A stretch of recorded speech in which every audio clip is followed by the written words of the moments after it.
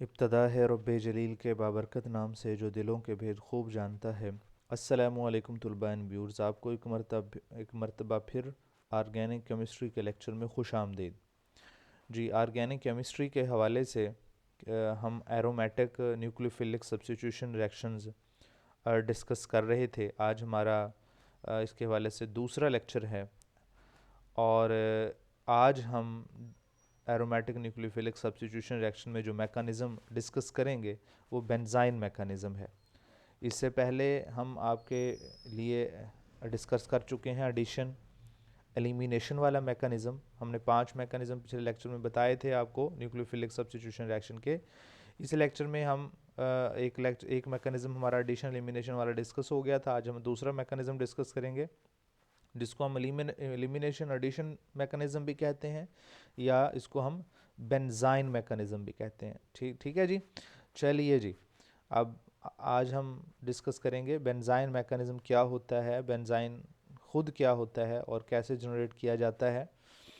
इसके अंदर पहले ही हमने एक पॉइंट लिख दिया कि बेंजाइन मैकेनिज़्म के लिए very strong basic condition require होती हैं। अच्छा जी, रिएक्टिविटी ऑफ अराइल हेलाइड्स, आमतौर पे बेंजीन जैसे है इसके ऊपर हैलोजन लगा हुआ है और हैलोजन को रिप्लेस करवाना किसी दूसरे सब्स्टिट्यूएंट से वो हमने एडिशन एलिमिनेशन में देखा था। लेकिन जो वो न्यूक्लियोफाइल आता था इसको रिप्लेस करवाता था, वो उसी पॉइंट पे आके अटैक करता था जिस पॉइंट पे ये हैलोजन लगा होता था। पहली बात। दूसरी बात ये है कि इसको लीव करवाने के लिए जो चीज़ और दरकार थी, जो इस कंडीशन को माइल्ड कर देता था, वो ये भी साथ था कि इसके आर्थ और पैरा पोजीशन पे इलेक्ट्रॉन विद ड्राइंग ग्रुप लगे होने चाहिए, वरना अकेले बेंजीन से हैलोजन को रिप्लेस करवाना बहुत मुश्किल होता है। लेकिन वही काम हम एलिमिनेशन एडिशन से करवा सकते हैं स्ट्रॉन्ग बेसिक कंडीशन दे के, अगर कोई इलेक्ट्रॉन विद ड्राइंग ग्रुप ना लगा हुआ हो। लेकिन इसमें भी ड्रास्टिक कंडीशन प्रोवाइड करनी पड़ती हैं हमें। जैसे सोडियम हाइड्रोक्साइड है 340 सेल्सियस तक इसको हीट करना पड़ेगा, तो फिर हमारे पास जो है वो हाइड्रोजन की जगह पे ओ एच आके प्लेस हो जाएगा। ठीक है जी। इसमें भी ड्रास्टिक कंडीशन है, लेकिन ये है कि सब्स्टिट्यूएंट्स के लिए यहाँ पे कोई शर्त नहीं है कि सब्स्टिट्यूएंट जो हैं वो आर्थो पे पैरा पे जो हैं वो लगे होने चाहिए या नहीं लगे होने चाहिए, तो ये हो जाता है। लेकिन इसको इन्हांस करने के लिए, इसकी रिएक्टिविटी को बढ़ाने के लिए फिर इलेक्ट्रॉन जो डोनेटिंग ग्रुप हैं ज़रा ज़्यादा इसको मोटिवेट कर देते हैं इस रिएक्शन को। वो आगे चल के हम एग्जांपल में डिस्कस करेंगे। इसी तरह जैसे हम ब्रोमीन को रिप्लेस करवाना जो पोटाशियम माइड से माइड NH2 के साथ, तो potassium amide as a base इस्तेमाल किया जाता है -33 सेल्सियस पे और अमोनिया लिक्विड की मौजूदगी में। तो NH2 को इस मेथड से लाया जा सकता है बड़ी आसानी के साथ, और यहाँ आप एनिलीन तैयार कर सकते हैं। और एनिलीन को एडिशन एलिमिनेशन के ज़रिए तैयार करना मुश्किल होता है, एलिमिनेशन एडिशन के ज़रिए तैयार करना ज़्यादा आसान होता है। इसलिए जो रिएक्शन या जो रिप्लेसमेंट इलेक्ट्रोफिलिक सब्स्टिट्यूशन रिएक्शन से नहीं हो रही होती या एडिशन एलिमिनेशन से नहीं हो रही होती, फिर इसके बाद फिर हम एलिमिनेशन एडिशन का सहारा ले रहे होते हैं। अच्छा जी, इसके बाद जो एंटरिंग ग्रुप होता है आमतौर पे जो न्यूक्लियोफाइल है, इसमें एडिशन एलिमिनेशन की तरह शर्त नहीं है कि उसी पोजीशन पे आके अटैच हो जिस पोजीशन पे लीविंग ग्रुप लगा होता है। जैसे हम एग्जांपल देते हैं कि पैरा मिथाइल के लिहाज से क्लोरीन यहाँ पे पैरा पोजीशन पे लगा हुआ है। जो OH है, हमें जो प्रोडक्ट मिलती है वो मिथाइल ग्रुप के लिहाज से आर्थ पैरा पे भी मिल रही होती है 50%, और 50% मेटा पोजीशन के लिहाज से भी मिल रही होती है। अब ये बातें जो हैं हम आगे थोड़ा सा डिस्कस करेंगे ऐसा क्यों हो रहा होता है। 50% पैरा वाली प्रोडक्ट मिल रही होती है हमें, 50% यहाँ पे देखें मेटा वाली प्रोडक्ट मिल रही है, हमें क्यों मिल रही है। और यहाँ भी नीचे भी आप अगर देखें कि क्लोरीन जो है वो मिथॉक्सी के रिस्पेक्ट से आर्थो पोजीशन पे है।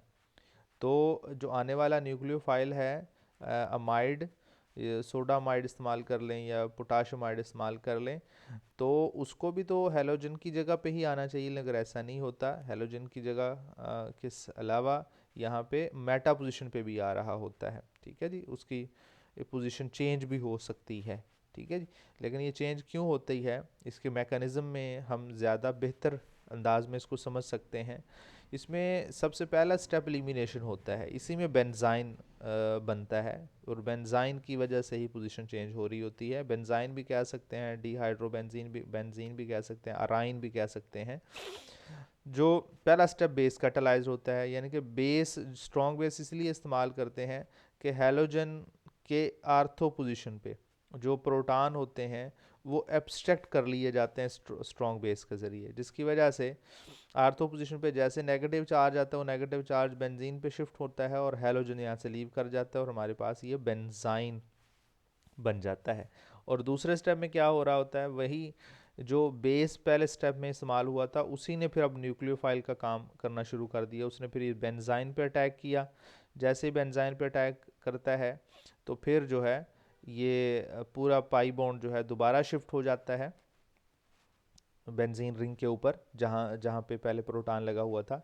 लेकिन यहाँ पे ज़रूरी नहीं है कि ये जो NH2 अमाइड न्यूक्लियोफाइल है ये उसी जगह पे ही अटैक करे जिस पे हैलोजन लगा हुआ था, वो इस जगह पे दूसरी जगह से भी अटैक कर सकता है। ठीक है जी, अगर इस जगह पे अटैक करेगा तो ये पाई बॉन्ड इधर शिफ्ट हो जाएगा, अगर इस जगह से अटैक करेगा तो ये पाई बॉन्ड इस जगह पे शिफ्ट हो सकता है। ठीक है, दोनों तरफ से।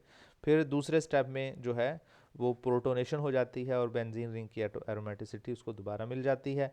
और लेकिन हमारा मतलब भी हल हो जाता है कि हम हैलोजन को रिप्लेस करना चाहते थे किसी न्यूक्लियोफाइल के साथ, वो भी रिप्लेसमेंट हो जाती है। ठीक है जी, अच्छा जी, ये दो स्टेप हैं, पहला स्टेप एलिमिनेशन था और दूसरा स्टेप इसके अंदर एडिशन वाला है। अच्छा, अब बेंजाइन या राइन क्या होते हैं? बेंजाइन वैसे हाईली रिएक्टिव स्पीशीज़ हैं जो बनते हैं एज इंटरमीडिएट के तौर पे, और जो हमने राइन ज़्यादातर डिस्कस करेंगे इनको हम आर्थो राइन्स कह सकते हैं। ठीक है, मेटा और कहते हैं जी पैरा की भी कुछ क्लू मिलते हैं लेकिन वो बहुत कम है। लेकिन आर्थो राइन जो आप ये राइन पढ़ते हैं ये आर्थो राइन है। ठीक है जी, आर्थोराइंस के हवाले से हम ज़्यादा बातें पढ़ेंगे। आर्थोराइंस जो हैं वो एक्सट्रीम रिएक्टिविटी की वजह से ये सिटू के अंदर जनरेट होते हैं। सिटू का मतलब आप समझते हैं कि with in the reaction media. और अगर इस बेंजाइन को ट्रैप ना किया जाए, यानी कोई हम अब इसे अपने रिक्वायर्ड प्रोडक्ट ना बनाएं, तो बेंजाइन बेंजाइन के साथ ही रिएक्शन कर जाता है और फिर ये बाईफिनाइल बना लेता है। ठीक है, डाइमराइज हो जाता है बाईफिनाइल अगर इसको ट्रैप ना किया जाए, या अपने रिक्वायर्ड प्रोडक्ट के लिए इसके अंदर सिटू के अंदर ही आप अपना सब्स्टिट्यूएंट ना डालें, कोई सबस्ट्रेट ना डालें जिसके साथ रिएक्शन करवाना चाह रहे हैं, तो बेंजाइन बेंजाइन के साथ ही डाइमराइज हो सकता है। ठीक है जी, ये बात इसके अंदर आपको समझ में आ गई होगी। पहली बात कि बेंजाइन जो है बेसिकली रिएक्शन इंटरमीडिएट है और रिएक्टिव है, और ये जो बेंजाइन है इसको आर्थो बेंजाइन या आर्थोराइन भी कहते हैं। अब कुछ कंडीशन पढ़ लेते हैं हम कि बेंजाइन मैकेनिज्म की बेसिक कंडीशन क्या है। पहली कंडीशन तो वेरी स्ट्रॉन्ग बेस होना ज़रूरी है, सोडामाइड या पोटाशियमाइड होना ज़रूरी है, ज़्यादातर हम इसी को इस्तेमाल कर रहे होते हैं। और दूसरी कंडीशन ये है कि इसके अंदर कि आर्थो पोजीशन पे प्रोटॉन होना चाहिए, यानी ब्रोमीन जहाँ पे लगा हुआ है यहाँ पे इस पोजीशन पे प्रोटॉन, अगर प्रोटॉन नहीं है जैसे मिथाइल है तो ये रिएक्शन होगा ही नहीं, ये रिएक्शन होगा ही नहीं। तो इसका ना कंडीशन नंबर 2 के लिए ज़रूरी है कि अगर इधर मिथाइल है तो इधर तो प्रोटॉन हो, अगर इधर मिथाइल है तो इधर प्रोटॉन हो, यानी आइदर साइड उसके पार्थो पोजीशन पे प्रोटॉन होना चाहिए, तो फिर चांसेस हैं ये बेंजाइन मैकेनिज्म के थ्रू रिएक्शन चलेगा। वरना अगर दोनों ही पोजीशन किसी सब्स्टिट्यूएंट से रिप्लेस हैं एक्सेप्ट हाइड्रोजन, या हाइड्रोजन के अलावा कोई और लगा हुआ है, अल्काइल ग्रुप की बात करेंगे स्पेशली, तो फिर यहाँ पे रिएक्शन करवाना मुश्किल हो जाता है। ठीक है जी, लेकिन एक बात या और भी है कि अगर यहाँ भी हैलोजन एक और ही लगा हो ना, यहाँ भी हैलोजन है मिथाइल की जगह, यहाँ भी आर्थो पोजीशन पे 2 हैलोजन है, तब भी बेंजाइन मैकेनिज्म के थ्रू रिएक्शन हो सकता है। ठीक है जी, अच्छा जी, थर्ड कंडीशन इसमें जो है ये है कि यहाँ पे प्रोडक्ट आपको एक नहीं मिलेगी, यानी 100% प्रोडक्ट एक नहीं मिलती आपको। आपको 2 तरह की प्रोडक्ट्स मिलती हैं, और हो सकता है दोनों ही 50-50% मिल रही हों, यानी आर्थो पे अगर क्लीविंग ग्रुप है तो आर्थो वाली एक प्रोडक्ट मिलेगी और एक दूसरी मेटा वाली मिलेगी, पैरा वाली नहीं मिलती। ठीक है जी, एडिशन एलिमिनेशन में यही था कि वहाँ पे सिंगल प्रोडक्ट आपको मिलती थी, जबकि यहाँ पे एलिमिनेशन एडिशन में सिंगल प्रोडक्ट नहीं मिलती। अच्छा, क्लू क्या है बेंजाइन मैकेनिज्म का, कैसे ही होता है, क्या किसी ने इसको जस्टिफाई किया है तो किस तरह किया है? इसको जस्टिफाई किया गया है कि जिस कार्बन पे क्लोरीन था इसको कार्बन नंबर 14 से लेबल किया गया। आइसोटोपिक आइसोटोप है, रेडियो एक्टिव आइसोटोप होता है कार्बन 14 जो है कार्बन का। और जब इसको रिप्लेस करके फिर इसका रिएक्शन करवाया गया सोडामाइड के साथ इन द लिक्विड अमोनिया, तो उन्होंने देखा इनको दो प्रोडक्ट मिली कि जो आने वाला न्यूक्लियोफाइल था NH2 वो उस कार्बन पे भी मौजूद था जहाँ से हेलोजन रिप्लेस किया गया, और उसके साथ वाले कार्बन पे भी मौजूद था। ठीक है, 50-50% प्रोडक्ट मिली दोनों जो हैं। इसका मतलब है बेंजाइन मैकेनिज्म का यहाँ से हमें बिल्कुल सबूत मिल जाता है, एविडेंस मिल जाता है कि अगर सिंगल प्रोडक्ट बन रही होती तो इसका मतलब है बेंजाइन मैकेनिज्म नहीं होता। अगर दो प्रोडक्ट्स बन रही हैं और बन भी ऐसे रही हैं कि एक उसी कार्बन पे के लिहाज से, एक उसके साथ बिल्कुल उसके साथ वाले कार्बन के लिहाज से, इसका मतलब यहाँ से ये क्लू मिलता है कि आर्थोबेंजाइन बन रहा है। ठीक है जी। अच्छा जी, ये तो आपको उम्मीद है कि बेंजाइन मैकेनिज्म की समझ आ गई होगी कि बेंजाइन मैकेनिज्म कैसे चलता है, और इसके लिए कौन कौन सी कंडीशन दरकार हैं।